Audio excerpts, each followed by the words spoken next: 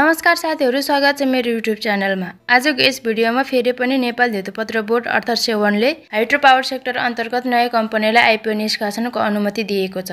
उक्त कम्पनी कुन हो, कति किता आइपिओ निष्कासन गर्दैछ, यस कम्पनीको आइपिओमा कसले आइपिओ भर्न पाउँछ, यस कम्पनीको आइपिओ भर्नको लागि हामीसँग के कति रुपैयाँ पैसा हुन जरुरी छ, यस कम्पनीले कहिलेदेखि आइपिओ निष्कासन गर्ला, त्यसको साथसाथै यस कम्पनीको बारेमा जानकारी दिन गइरहेको छु। आइपिओ भर्ने लगानी साथीहरुका लागि आजको यस भिडियो एकदम महत्त्वपूर्ण हुनेछ, त्यसैले भिडियोलाई नछुटेकन अन्तिमसम्म हेर्नुहोला। यस च्यानलमा आइपिओ, एफपिओ, शेयर मार्केटसँग रिलेटेड नयाँ अपडेटहरु आउने बित्तिकै भिडियो बनाएर अपलोड गर्ने गरेको छु। त्यसैले तपाईहरु पनि यस्तो अपडेटहरु हेर्न चाहनुहुन्छ भने हाम्रो युट्युब च्यानललाई सब्स्क्राइब गर्नुहोला र छेउमा रहेको नोटिफिकेसन बेल आइकनलाई अलमा राखी हामीसँग जोडिनुहोला। अब सुरु गरौँ आजको विषयवस्तुतर्फ।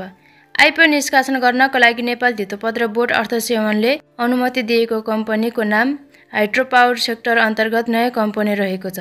दरमखोला हाइड्रो एनर्जी कम्पनी। यो कम्पनीले बागलुङ जिल्लाको गलकोट 11 मा अवस्थित 9.6 मेगावाट क्षमताको दरमखोला जलविद्युत आयोजना निर्माण गरिरहेको छ, जुन रन अफ रिभर प्रकारको जलविद्युत आयोजना हुन्। रन अफ रिभर भन्नाले जलविद्युत उत्पादनको एउटा प्रविधि हो जसमा नदीको पानीलाई ड्याम बनाई राख्नको सट्टा सिधै बगिरहेको पानी प्रयोग गरेर बिजुली उत्पादन गरिन्छ। यसमा नदीको पानीलाई अलिकति मात्र डाइभर्ट मोड गरिन्छ। सामान्यतया साना जलाशय ब्यालेन्सिङ ट्याङ्क प्रयोग गरेर विद्युत उत्पादन गर्ने बुझिन्छ। यस कम्पनीले आइपिओ निष्कासन गर्नको लागि भनेर नेपाल धितोपत्र बोर्ड अर्थात् सेवनमा 2080 भदौ 5 गते डकुमेन्ट पहिलो पटक पेश गरेको थियो। यस कम्पनीको आइपिओ करिब 21 महिना 15 दिनको अन्तरालमा 2082 जेठ 20 गते नेपाल धितोपत्र बोर्डले आइपिओ निष्कासन गर्नको लागि स्वीकृति प्राप्त गरिसकेको छ। तर आइपिओ आवेदन दिने मिति हालसम्म भने सार्वजनिक गरिएको छैन। तर पनि मिति सार्वजनिक हुने कुराको बारेमा भिडियोको अन्तिममा जानकारी दिनेछु, त्यसको लागि भिडियोलाई स्किप नगरी अन्तिमसम्म हेर्नुहोला। अब यस कम्पनीको आइपिओ को बारेमा छलफल गरौँ है त। दरमखोला हाइड्रो एनर्जी लिमिटेडको कुल जारी पुँजी रु 1,03,55,55,500 रुपैयाँको 38.33% हुन आउने 39,50,00,000 रुपैयाँ बराबरको 39,50,000 किता प्रति किता 100 रुपैयाँ अंकित मूल्यको दरले निष्कासन गर्न लागेको छ। यस कम्पनीको आइपिओ पनि 2 चरणमा निष्कासन गरिनेछ। पहिलो चरण कुल 39,50,000 किता मध्ये केही प्रतिशतले आयोजनाबाट प्रभावित स्थानीय बासिन्दा र वैदेशिक रोजगारीमा रहेका नेपालीहरूलाई लक्षित गरी 15 दिनको समय अवधिमा निष्कासन गर्नेछ। पहिलो चरणमा आइपिओ निष्कासन गरी बाँडफाँड गरेको 5 देखि 7 दिन भित्रमा। दोस्रो चरण सर्वसाधारण लगानी साथीहरू, कम्पनीका कर्मचारी र म्युचुअल फन्ड योजनाहरू समेटेर बाँकी रहेको सेयर निष्कासन गर्नेछ। साथीहरू, यस कम्पनीको आइपिओ पनि प्रति किता 100 रुपैयाँ अंकित मूल्यको दरले निष्कासन गर्न लागेको हुँदा 10 किता आइपिओ भर्नको लागि सिआस्प चार्ज बाहेक 1000 रुपैयाँ लगानी गर्नुपर्ने देखिन्छ भने 20 किता आइपिओ भर्नको लागि 2000 रुपैयाँ लगानी गर्नुपर्ने हुन्छ है त।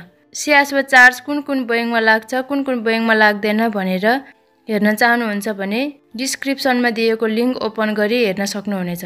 यस कम्पनीको आइपिओ इस्यु म्यानेजर तथा बिक्री प्रबन्धक लक्ष्मी क्यापिटल मार्केट लिमिटेड रहेको छ।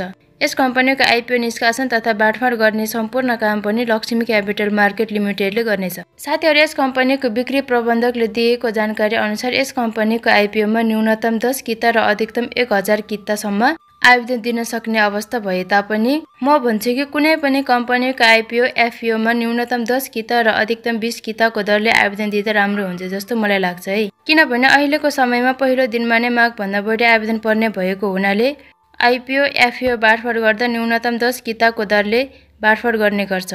किनकि एकजनाले धेरै किता भरेर पैसा मात्र होल्डमा राख्नुभन्दा मैले भनेको मान्नुहुन्छ भने 10 किताको लागि मात्र आवेदन दिएर बाँकी रहेको पैसा पनि आफ्नो परिवारमा भएको सबैजनाको डिम्याट खाता र मेरो सेयर खाता खोलेर आइपिओ एफपिओमा आवेदन दिँदा उपयुक्त हुन्छ जस्तो मलाई लाग्छ है। परिवारमा भएको सबैजनाले भरेको खण्डमा एउटा न एउटामा त परिहाल्छ नि, त्यसको बेनिफिट पनि तपाईँ आफै लिन सक्नुहुनेछ। मैले भनेको जस्तो हुनुपर्छ भन्ने पनि छैन है, त्यो भनेको आफ्नो सोच विचारमा भर पर्ने कुरा हो, त्यो भन्दा बढी त मैले भनिराख्नु नपर्ला।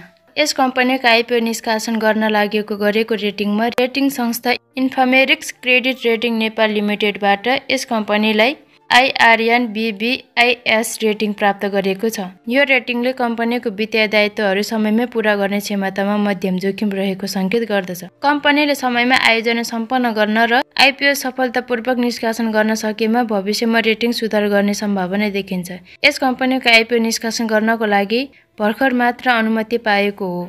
यस कम्पनीको IPO निष्कासन गर्नको लागि भर्खर मात्र अनुमति पाएको हुनाले यस कम्पनीको बिक्री प्रबन्धकले समयमा नै काम गरेको अवस्था यो महिनाको अन्तिमतिर पहिलो चरणमा निष्कासन गरेको खण्डमा असार महिनाको अन्तिम हप्तातिर दोस्रो चरणमा निष्कासन गर्ने प्रबल सम्भावना रहेको छ। यो नै हुन्छ भन्ने पनि छैन है त, यो जानकारीको लागि मात्र हो। यस कम्पनीको IPO आवेदन दिने मिति हालसम्म भने सार्वजनिक गरिएको छैन, तर पनि मिति सार्वजनिक हुने बित्तिकै अर्को भिडियोको साथमा फेरि पनि उपस्थित हुनेछु। त्यसको लागि हामीसँग भिडियोमा जोडिरहनुहोला। यो त त्यो दरमखोला हाइड्रो एनर्जी कम्पनीको IPO को बारेमा छोटो मिठो जानकारी।